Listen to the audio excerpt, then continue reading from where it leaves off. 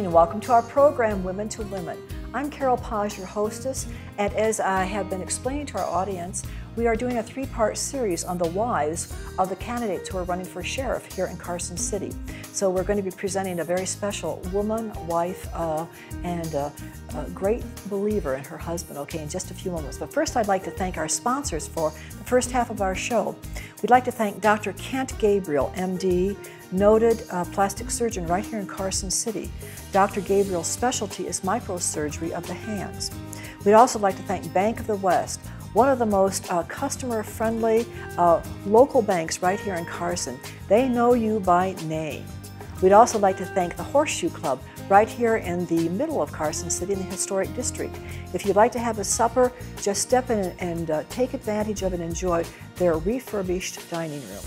So let's turn to Natasha Gibson. Natasha, thank you so much for being with us. Okay. Natasha, it's a pleasure to be able to interview the wives of the candidates, and we've extended that invitation to all three of you. So, but we don't know anything really about Natasha. We see Don Gibson for sheriff, up all over. So where are you from originally, Natasha? I am originally from Reno. Okay. Well, I was born in Reno, and I moved to Carson City when I was about 4 years old. So you're really a Carson Cityite. I am. Okay. All my memories are in Carson City, so this is home to me. Do you come from a large family? Are you an only child? You know what? My mother is one of 9, and then I was pretty much raised by my stepfather. Okay. And then my father was in my life as well, but I have a very small, simple family. Most families in Minnesota, so we're not really in. Oh, okay. And that's a family-oriented state as well. Yes, it is. Yeah. Yes. Yeah. But we're kind of the only ones over here, so. So where do you fall in the pecking order of the children? Well, I am Are you the oldest. I have a younger brother. All right. He's 8 years younger than I am, and he is just the best brother a big sister could ask for, basically. Did you help raise him, probably? No, actually, I didn't. I was a child that kind of ran on my own and did my own things, and he was just the little brother, So. But you're close now. We are close now. That's a great relationship. Yes, we are very close now. What are your interests in particular? What were they as a child? Oh man, as a child, I hung out with boys. I was, I liked to get my hands dirty. Okay. Yeah, I liked, to wrestle around, to hang out with, the neighborhood friends, and that's a lot of confidence in a young lady. Yeah. You know what? I used to, I would beat up a lot of boys around the block. So, so that's what I like. That's what kind of child I was, and I just roamed around. My parents were working, and I was I've always been a very independent person. So. And in those days, I'm much older than you are, but it was still, I'm guessing, that it was safe to go back and forth and, like you said, roam around the neighborhood a little bit. There was no really major cause for concern. No. I liked boys when I was growing up, too, as a little kid. And if they attacked my leaf houses, I would chase them to protect my little sister and what we had just built. And on one occasion, I tackled him right in his own backyard. But his grandmother saw it. Especially when I lifted my hand and I punched him in the nose. I wound up having to apologize to many people and to remind myself that, Carol, cool a little bit, you're a little brute. I like that physicalness. Yeah. So did you graduate from Carson High School? I did. I graduated from Carson High. Okay. Did you go on with your education after that? I actually was... I had a daughter when I was a senior in high school. Okay. But I did graduate. Good for you. And she was the best thing that God could ever give me. Children change us forever, don't they? They absolutely do. They take us out of our own priority list. Yes. And they really make us see what's important. Yes. Well, tell me about your children. I have 3 children. Okay. I have a 2-year-old right now, but my first 2 children are with the good Lord right now. Oh. So that actually was April 22nd of 2011. That was a real challenge of the heart of the whole person. Yes. So that has led me down a different road. Yes. I'm weak in some areas, but I have built such strongness. I don't know where it has come from, but the good Lord and my children have given it to me. Yes. And so I have my 2-year-old little boy now, and my husband Don has a 13-year-old. So you are a blended family. You know, we do. You know, it's great. Kids are my life. Yes, you know, yes. That is my life. Well, tell us a little bit. How did you meet your husband? I met my husband around my 21st birthday, and I was working with his sister. Okay. And he offered to, you know, I guess he was at the time needing to find a girlfriend or whatnot, and so he said, well, can I take you out on a date? Or he told his sister, can I take Natasha out on a date? And she said, well, let me ask. Yeah, he said, well, let me ask. And I said, absolutely, let's go, you know, I'd love to meet somebody new, you know, and the day we met, we just fell in love. You hit it off right away. We fell in love, yes, yes. We longed for each other for... What was it about Don that caught your attention, that you trusted him? He was a gentleman. He was very in tune to me. Mm-hmm. He cared about my feelings, yes, who I was, and you know, in family, you don't always get to pick your family, but you know, we aren't always the best and always the perfect ones, you know. None of us are. Don has always accepted my family for who they are, and so that was one big thing where I said, you know, that's just wonderful, you know, that you accept. And that's very important. You kind of put him to the test, because our friends and our family are our life, yes, to a very great extent. Yes. And if somebody rejects our family for whatever reasons, someone rejects our friends for whatever reasons, that's very personal, isn't it? It is. It is. And already there's a sense of separateness, or a sense of consternation. Sure. You know, it's troubling. It's troubling. Sure. And you had that ability to see that he was there to blend in. He was there to get to know them on a positive basis. Yes. He always has put me up on a pedestal. You know. Okay. Now, what is it like to be the wife of a deputy sheriff? What does that mean? We don't know. You know, Don he works on the patrol level. Okay. So he is out on the streets every day, you know, his working days. And it is worrisome. Society has, you know, there's good and there's bad. So, you know, you're always wondering if they're going to come home or what's going to happen that day. And but you just have to, you know, I don't like to worry all day, so you just have good faith that, you know, everything's going to be okay, and that. And from your relationship with your faith, I would say you lift him up in prayer a lot every day. I do a lot. Yeah. Trust in that. Every day I tell him, you know, honey, be safe, you know, be smart, and I love you, and we'll see you soon, you know, yes. So when he is off duty, what are some of the interests? What are some of the enjoyable times that you and he can share together? You know, we like to ride bike. Good. So we'll go for bike rides. We like to play softball. So we join the softball, you know, get with the adults and play some softball. And I personally like to get out in the garden. It's one of my favorites. Vegetable garden, flower garden? Flower gardens, yeah. I like flower gardens. I can't really do the vegetables. It's hard. Well, it's not such an easy, you know, to be a gardener. There's a lot of discipline and labor that if they're going to be beautiful and healthy, you have to make sure they are. Sure. They don't just do it on their own. You have to maintain them. I talk to them all the time, you know. Okay, so those concerns, I think most women out there do not have husbands who are involved in law enforcement. There are many who do, but most of us don't. Right. And so those kinds of worries, we have to, because we have children, we have to learn to teach those children how to have you know, respect, but also a strength that some other kids don't have to grow up with if their dads are in law enforcement. Right. Now, your children, you have a 2-year-old, so she's very young. Yeah, he. He. So it's a little boy, and then a 13-year-old son as well. So. Okay, so how do you work with a 13-year-old in terms of his father's being a deputy sheriff, out in dangerous situations many times? You know, we tell him the truth. We speak to him as if he, you know, he needs to understand what elements are out there, you know, so we tell him to be cautious, you know, make sure you know what's around in your surroundings. Right. And, you know, we try not to sugarcoat too much because he needs to know, you know, this is real, this is reality. Can we make him paranoid by too much information, do you think? Well, yeah, we don't exploit everything. Okay. We don't exploit everything, but we, you know.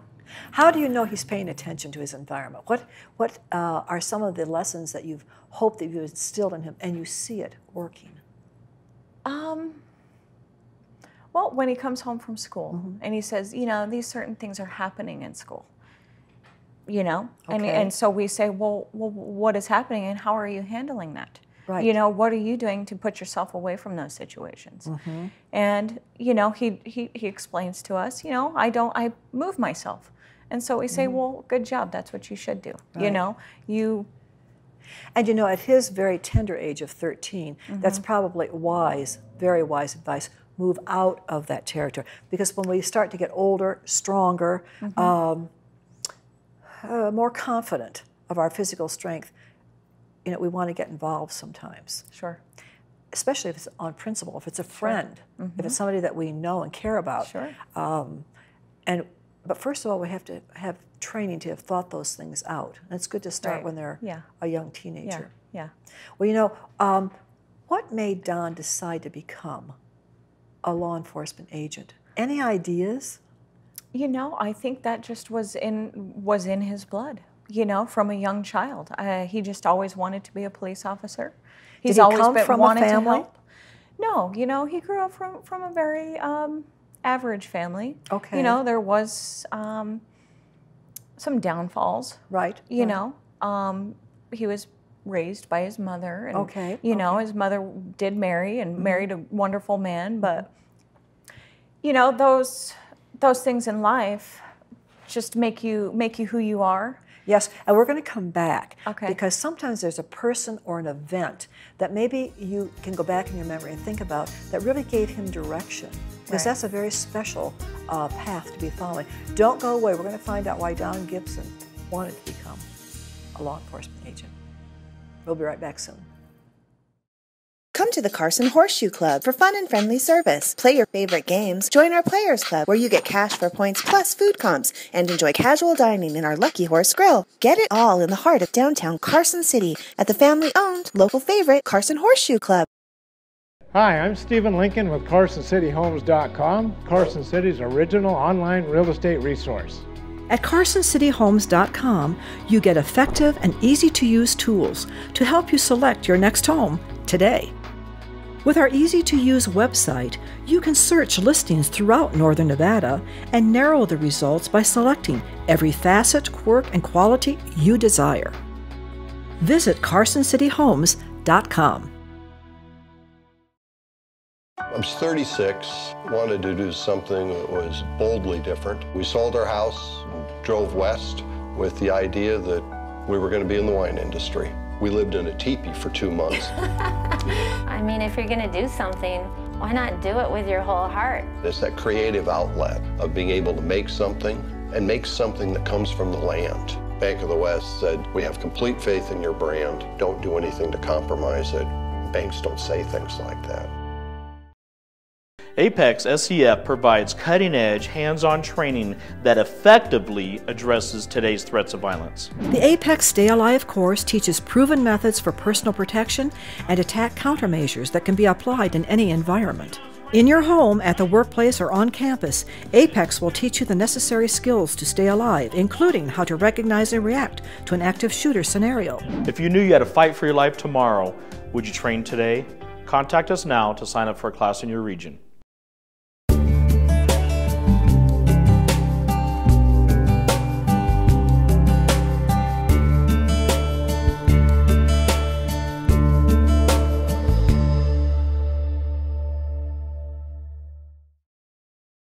Wildfires can get big, really big.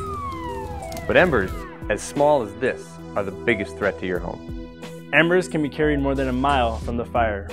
Even homes located blocks away from the actual flame front are still vulnerable to complete destruction. Visit livingwithfire.info to get your Ember Awareness Checklist so you can take action ahead of time to reduce the wildfire threat. Your home can survive when the embers arrive.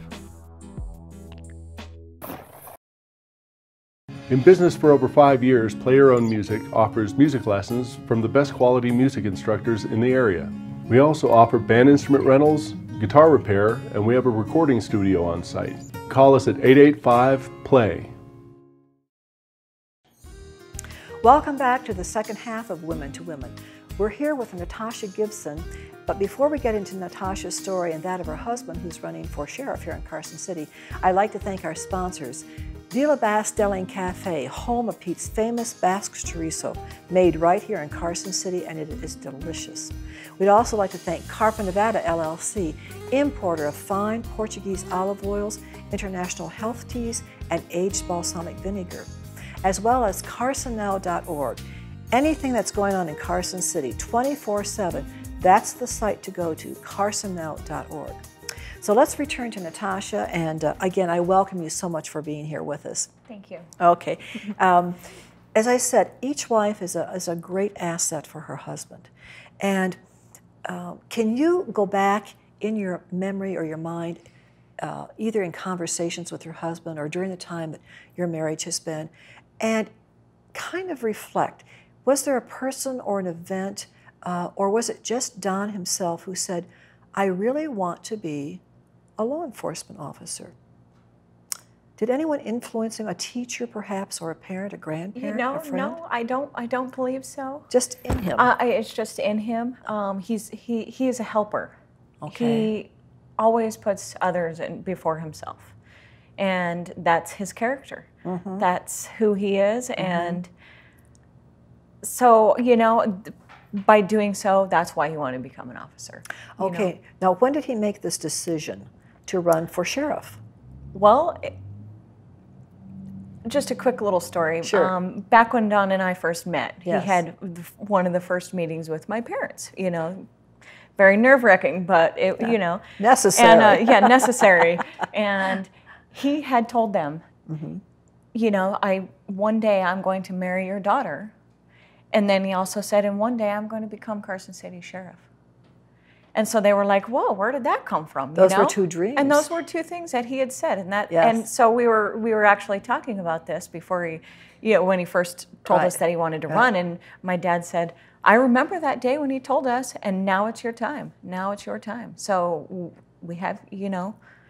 What is this campaign like? Okay, you're a mother, you're a wife, you are a chief cook and bottle washer. Okay. No paid time off. No paid time off. What has this been like for you, Natasha? I think it's been fantastic.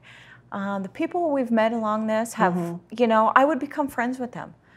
You know, just true supporters. We get to talking with people. Mm-hmm. Currently, we are walking and talking with people in the neighborhoods, mm-hmm, mm-hmm, and we feel that it's just the best connection. It's a personal connection, mm-hmm, you know, just to talk somebody to eye and let them know who you are and what, mm-hmm, you stand for and what you believe in, okay, is detrimental. What experience does Don bring? Okay, he's deputy sheriff. Uh-huh. He's been that for how many years? He's been for about 14 to 15 years. Okay, so he brings a steady experience background, yes, yes, to the position. Yes. Where do you think his strengths particularly are in thinking about sheriff? Where do you find that difference from deputy sheriff to wanting to become sheriff? Right. What kind of extra, right, strengths does it take? His logical thinking, okay, his way of planning on how things are going to be ran. You know, he doesn't necessarily have the experience of management, but okay, it doesn't mean that that's not, you know, his integrity and his passion for, mm-hmm, law enforcement, mm-hmm, and creating an environment for law enforcement, okay, is what he's going to be great at. Okay, let me ask you, as deputy sheriff, right, you say there's not much management involved there. What do you mean? What are his responsibilities as deputy sheriff? Well, as deputy sheriff, I mean, that's a good one. He manages on a daily basis, yes, you know, he does, with citizens. Yeah. You know, handling needs. Yes. You know, prioritizing. Yes, that is management. Yes. You know, it is.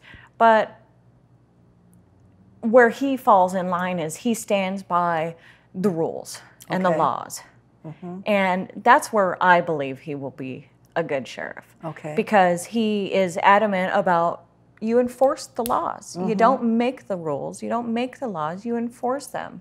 And yet, you know, Natasha, and this is a real challenge for any of us who are in positions of leadership, whether you're in a hospital, you're in a classroom, you're in a lumber yard, okay, managing anywhere, because sometimes we are all susceptible to deceptions, particularly in success, in a higher position, and we have to be really careful that humbleness is still a part of our character, that we don't let success go to our heads. Absolutely. How does Don manage that? He's great at that, actually.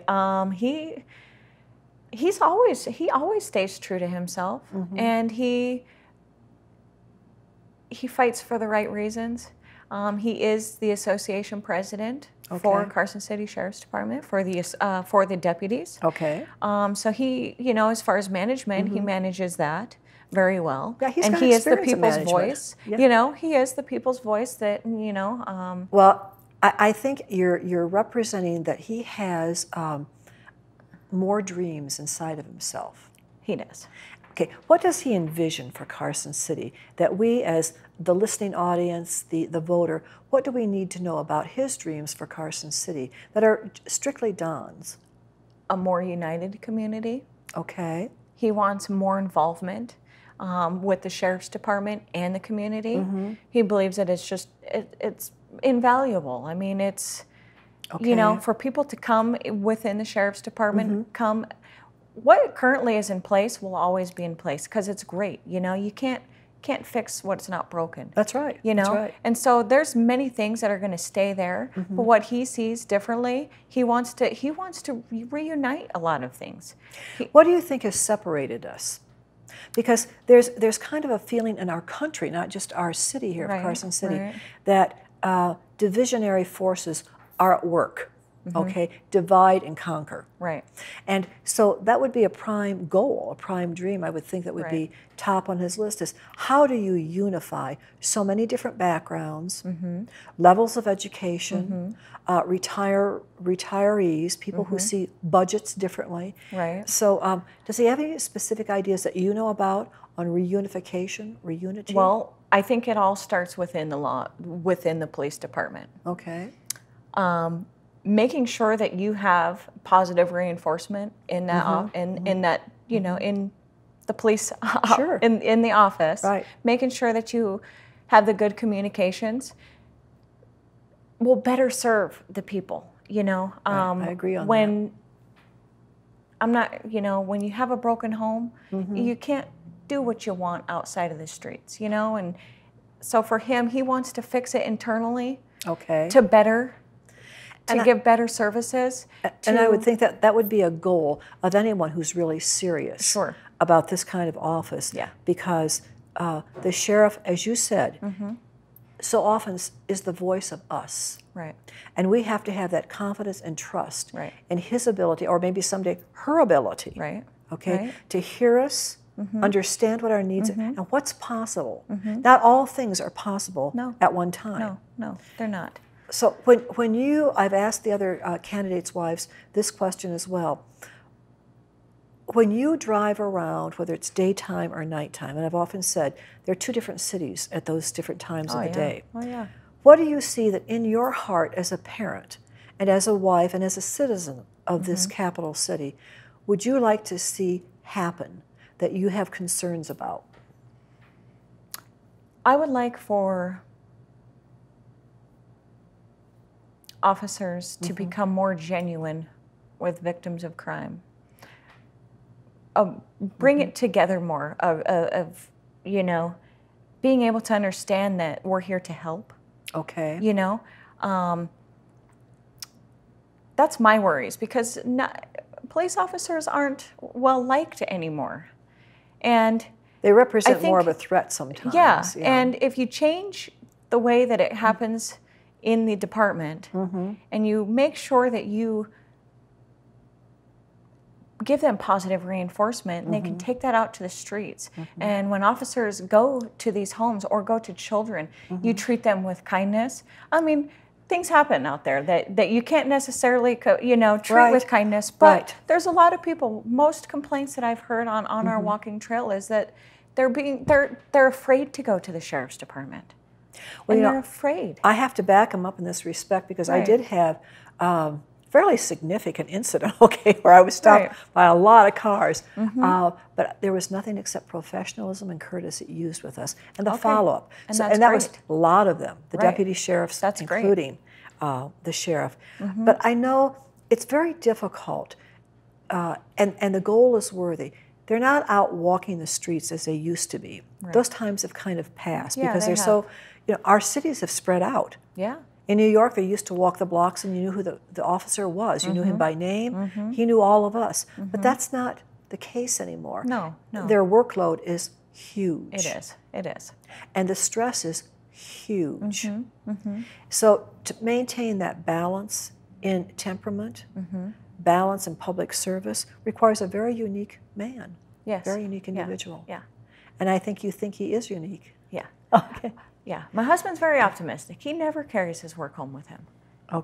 He's, I don't know where he gets it from, but he's always a happy person.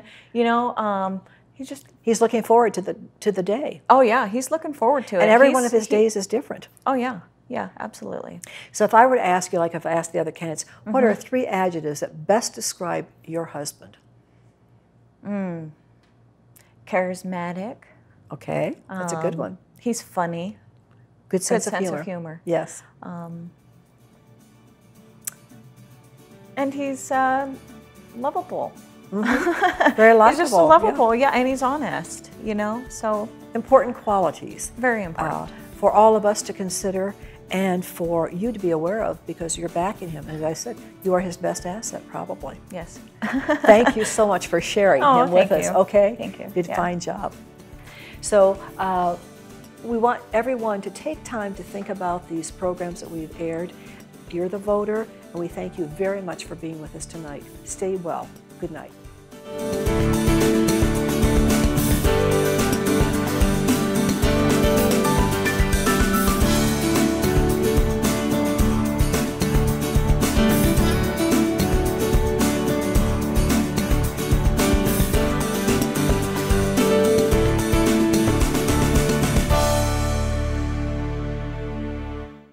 Hi, I'm Genevieve Frederick, founder and executive director of Pets of the Homeless. Pets of the Homeless is a nonprofit, all-volunteer organization that provides pet food and veterinary care to the homeless and less fortunate in local communities. We're a national organization with over 200 collection sites across the United States, one in Australia and a few in Canada.